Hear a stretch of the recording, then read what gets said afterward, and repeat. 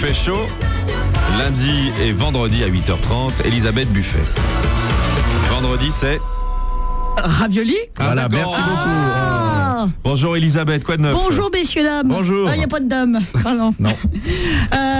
Alors, écoutez, décidément, la rentrée est chaude, hein, au point de vue social, mais aussi au niveau du zizi. Vous avez vu cette mobilisation mardi dernier, oui, il y a mardi beaucoup de- dernier. Ces soulèvements populaires, ces brûlots sociaux, moi ça me retourne les tuyaux.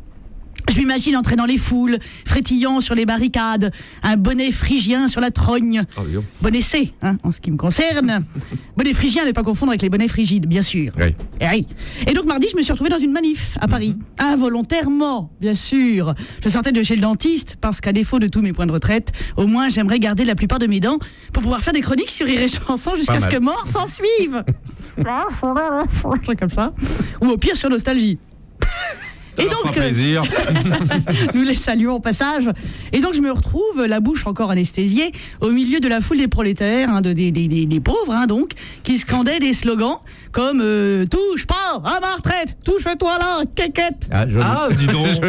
Je l'ai pas vu celle-là. Moi non plus, c'est pas passé sur BFM TV. Et là, je tombe sur un gréviste syndicaliste qui s'époumonait dans le mégaphone. Gérard est fonctionnaire, donc disponible à toute heure. Il est agent SNCF. Il ressemblait beaucoup à Bernard Thibault. Vous savez, le leader de la CGT. Aussi charismatique, surtout du cheveu. Une sublime coupe au bol. C'est même plus un bol, c'est un fait-tout. On aurait dit un chanteur gaucho des années 70 chantant les avantages de la dictature en Chine. Oh putain. Bah c'était ça.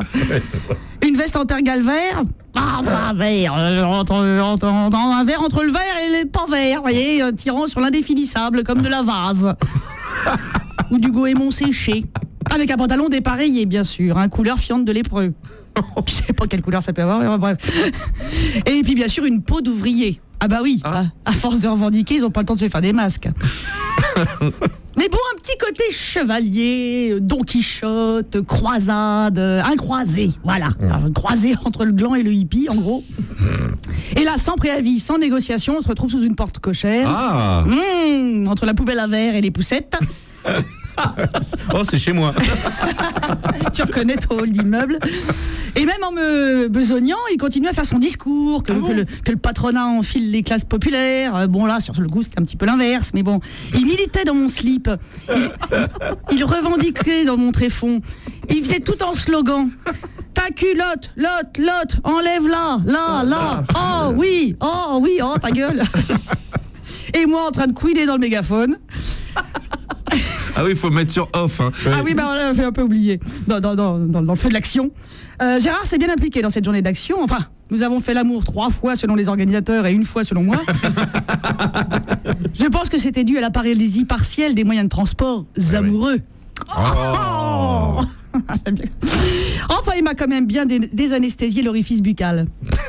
Voilà. Bon, ça finit comme ça. Non. Je sortais de chez le dentiste au début de l'histoire. Hein. Oui, CF, le dentiste. Faut suivre. Ah, faut être au taquet. J'ai fini avec une banderole dans les miches, comme un signe précurseur que la retraite, on va l'avoir dans le cul. Ce week-end, je vais me distraire, je vais aller voir un match de foot. Les Bleus semblent repartis comme en 40. Ça m'a donné envie d'aller chanter dans un stade. Allez, Chanter dans les stades, chanter dans les stades. Et promis lundi, je vous raconte tout. Comment ça va aujourd'hui? C'est Rire et Chanson.